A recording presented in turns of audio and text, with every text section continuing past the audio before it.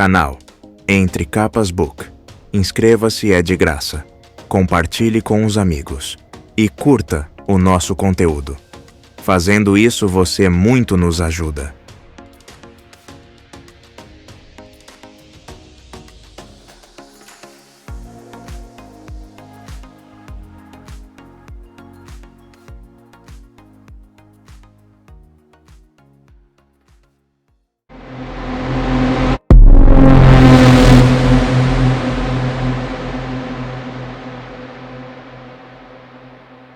Capítulo 5. Larpetra.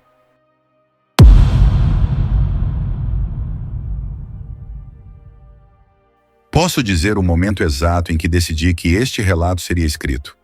Eu pairava entre reinos, vislumbrando Shadesmar, o reino dos Esprenos, e além. De Sacramentadora, prefácio.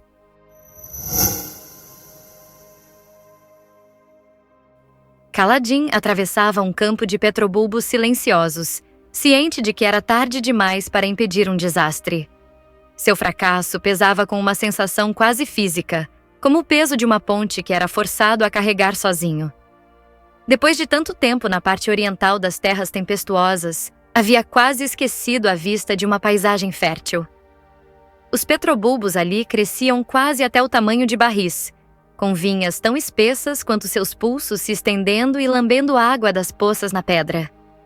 Campos de vibrante grama verde recuavam para as tocas diante dele, chegando quase a 1 metro de altura quando expostas. O campo estava salpicado de brilhantes esprenos de vida, como partículas de poeira verde. A grama perto das planícies quebradas mal alcançava sua canela e crescia em tufos amarelados no lado sotavento das colinas. Ele ficou surpreso ao se pegar desconfiado daquela grama mais alta e mais cheia. Um inimigo podia se esconder ali, agachado e esperando que a grama voltasse a subir. Como Kaladin nunca havia notado. Correra por campos como aquele, brincando de pega-pega com seu irmão, tentando ver quem era rápido o bastante para agarrar punhados de grama antes que ela se escondesse. Sentia-se desgastado, esgotado. 4 dias atrás, havia viajado pelo Sacro Portal até as planícies quebradas. Então voara para Nordeste a toda velocidade. Totalmente preenchido de luz das tempestades e carregando uma pequena fortuna em gemas, ele estivera determinado a alcançar sua cidade natal, Larpetra, antes do retorno da tempestade eterna. Depois de apenas metade de um dia, ele havia esgotado sua luz das tempestades em algum ponto do Principado de Aladar. Estava caminhando desde então. Talvez tivesse conseguido voar por todo o caminho até Larpetra se tivesse mais experiência com seus poderes. Porém, do jeito que estava, ele havia viajado por 1.600 quilômetros em metade de um dia. Mas aquele último trecho a pé, quase 150 quilômetros, havia levado excruciantes 3 dias. Ele não havia sido mais rápido do que a tempestade eterna. Ela havia chegado mais cedo naquele dia, por volta de meio-dia. Kaladin notou alguns destroços em meio à grama e andou até eles. A folhagem recuou diante dele, revelando uma batedeira de madeira quebrada, do tipo usado para transformar leite de porca em manteiga. Kaladin se agachou e pousou os dedos na madeira rachada, então fitou outro pedaço de madeira despontando da grama. Sil desceu zunindo como uma fita de luz, passando pela sua cabeça e girando ao redor da madeira. É a beirada de um telhado, disse Kaladin. A aba que pende do lado sotavento de um edifício. Talvez de um galpão de armazenamento, julgando pelos outros destroços.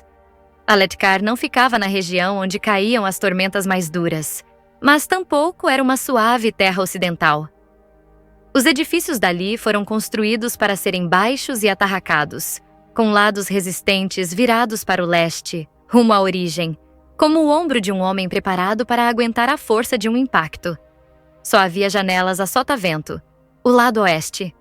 Como a grama e as árvores, a humanidade havia aprendido a suportar as tempestades. Isso dependia de as tempestades sempre soprarem da mesma direção.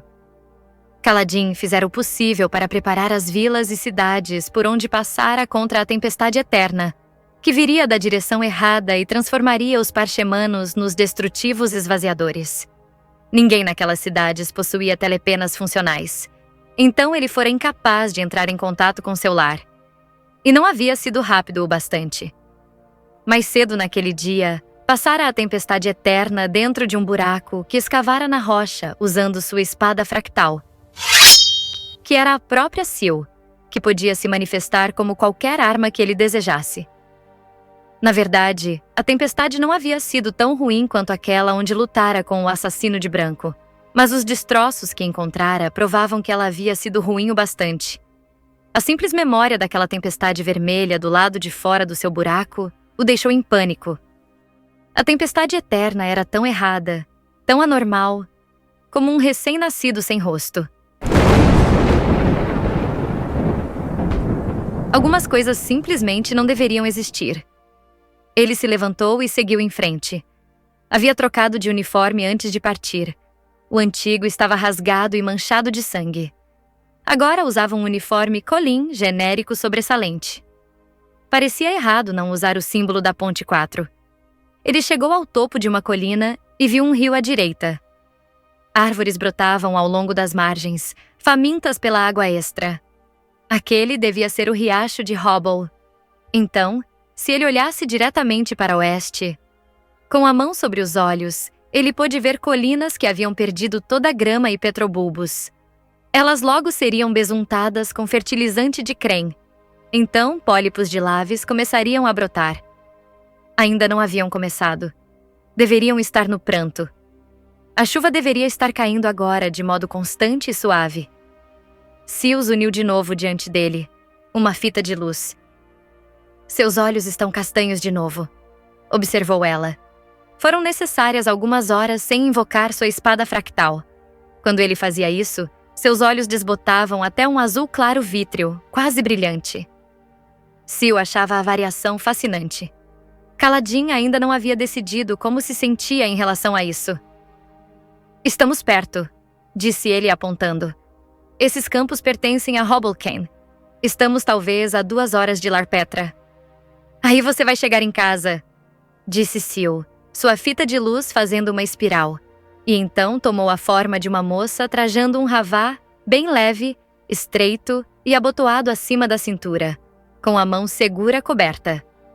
Kaladin grunhiu, descendo a encosta, ansiando por luz das tempestades. Ficar sem ela agora, depois de ter contido tanto, era um vazio ecoante. Será que seria assim toda vez que a luz se esgotasse? A tempestade eterna não havia recarregado suas esferas naturalmente.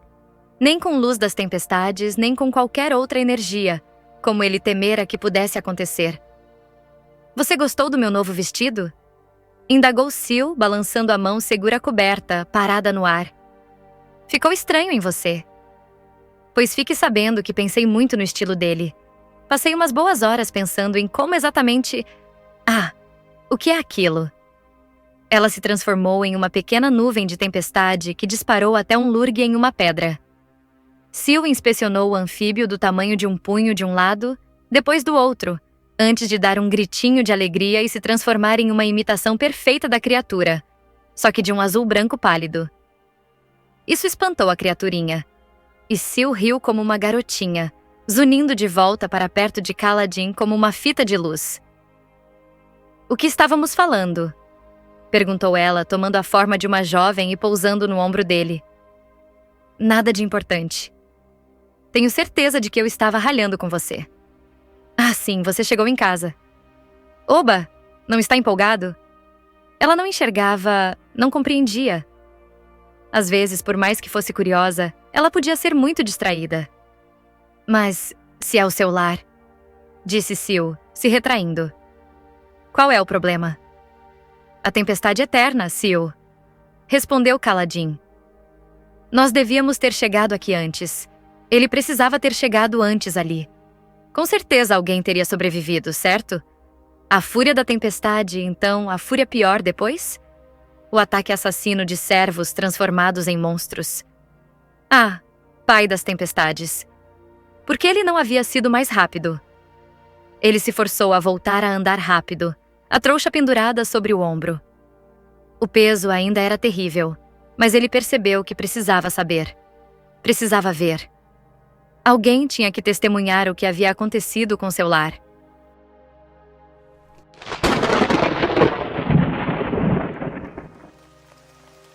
A chuva voltou a cerca de 1 hora de distância de Lar Petra.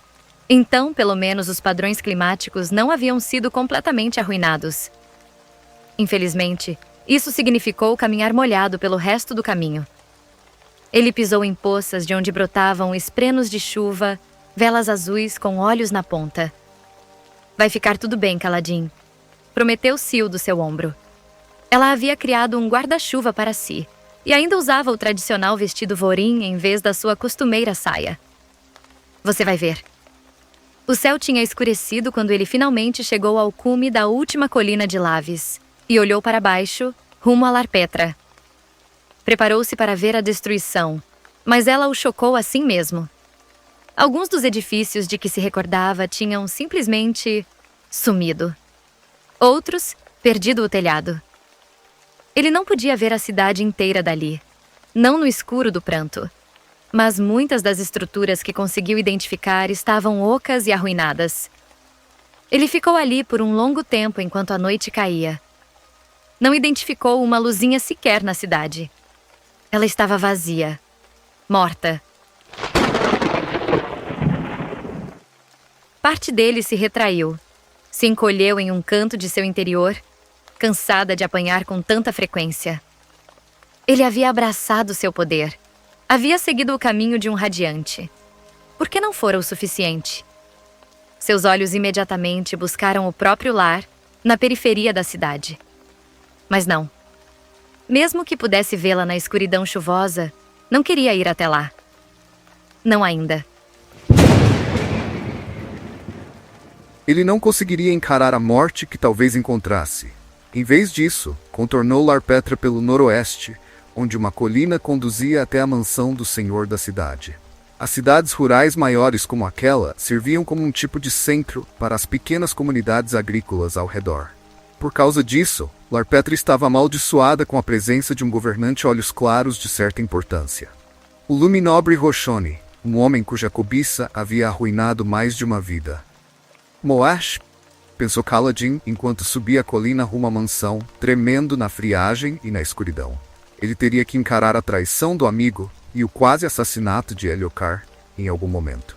Por enquanto, tinha feridas mais urgentes que precisavam de cuidados. A mansão onde ficavam os parchamanos da cidade. Eles teriam começado seu ataque ali. Kaladin sabia bem que, se topasse com o cadáver mutilado de Roshoni, não ficaria muito arrasado. Uau, disse Sil. Espreno de melancolia. Kaladin olhou para cima e notou um espreno incomum pairando ali, longo, cinzento, como uma flâmula esfarrapada ao vento. Ele o contornava, flutuando. Só viram um daqueles 1 ou 2 vezes antes. Por que eles são tão raros? Quis saber Kaladin. As pessoas se sentem melancólicas o tempo todo. Quem sabe? Alguns esprenos são comuns, outros são incomuns. Ela deu um tapinha no ombro dele. Acho que uma das minhas tias gostava de caçar essas coisas. Caçar? Você quer dizer que ela gostava de observá-los? Não. Como vocês caçam grã-carapaças? Não consigo lembrar o nome dela. Sil inclinou a cabeça, sem perceber que a chuva estava caindo através da sua figura. Ela não era minha tia de fato. Só uma esprena de honra que eu chamava assim. Que lembrança estranha. Parece que você está se lembrando de mais coisas. Quanto mais tempo eu fico com você, mais isso acontece. Partindo do princípio de que você não vai tentar me matar de novo. Ela olhou de soslaio.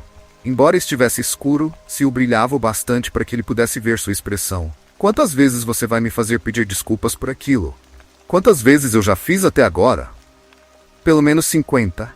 Mentiroso, acusou Sil. Não deve ter sido mais do que 20 vezes. Me desculpe. Espere. O que era aquela luz à frente? Kaladin parou no caminho. Era luz vindo da mansão. Ela tremulava, instável. Fogo? Será que a mansão estava queimando? Não, parecia haver velas ou lanternas no interior. Aparentemente alguém havia sobrevivido. Humanos ou esvaziadores. Ele precisava ser cuidadoso, mas à medida que se aproximava, percebeu que não queria ser. Queria ser imprudente, furioso, destrutivo. Se descobrisse que as criaturas haviam tomado seu lar, esteja pronta, murmurou ele para Sil. Ele saiu da trilha, que era mantida livre de petrobulbos e outras plantas, e se esgueirou cuidadosamente na direção da mansão. A luz brilhava por entre as tábuas que haviam sido pregadas nas janelas do edifício, substituindo o vidro que a tempestade eterna, sem dúvidas, havia quebrado. Estava surpreso de a mansão ter sobrevivido tão bem. A varanda havia sido arrancada, mas o telhado permanecera. A chuva abafava outros sons e tornava difícil ver muito além, mas alguém ou alguma coisa estava lá dentro. Sombras se moviam diante das luzes. Com o coração batendo forte, Kaladin deu a volta, seguindo para o norte do edifício. A entrada dos servos era por ali, junto dos aposentos dos parchemanos. Uma quantidade incomum de barulho vinha de dentro da casa da mansão. Batidas, movimento, como um ninho cheio de ratos. Ele teve que tatear para abrir caminho pelos jardins. Os parchemanos ficavam instalados em uma pequena estrutura construída na sombra da mansão, com uma única câmara aberta e bancos para dormir. Kaladin identificou o local pelo tato e sentiu um grande buraco aberto na lateral. Um som áspero veio de trás dele. Kaladin girou quando a porta dos fundos da mansão se abriu, a moldura torta raspando contra a pedra. Ele se abaixou para se esconder atrás de um monte de casca pétrea, mas foi banhado pela luz que atravessou a chuva. Uma lanterna. Kaladin estendeu a mão para o lado, preparado para invocar Seal, mas a pessoa que saiu da mansão não era um esvaziador, e sim um guarda humano usando um velho elmo manchado pela ferrugem. O homem levantou a lanterna. "Alto lá!" gritou ele para Kaladin, mexendo na massa pendurada no cinto. "Alto lá, você aí!" O homem conseguiu soltar a arma e segurou-a em uma mão trêmula. "O que é você? Um desertor? Venha para a luz e deixe-me vê-lo." Kaladin se levantou, hesitante. Não reconheceu o soldado, mas ou era alguém que havia sobrevivido ao ataque dos esvaziadores, ou fazia parte de uma expedição investigando o que acontecera depois. De qualquer modo, era o primeiro sinal de esperança que Kaladin vira desde sua chegada. Ele levantou as mãos. Estava desarmado, a não ser por Seal, e deixou o guarda empurrá-lo para dentro da mansão.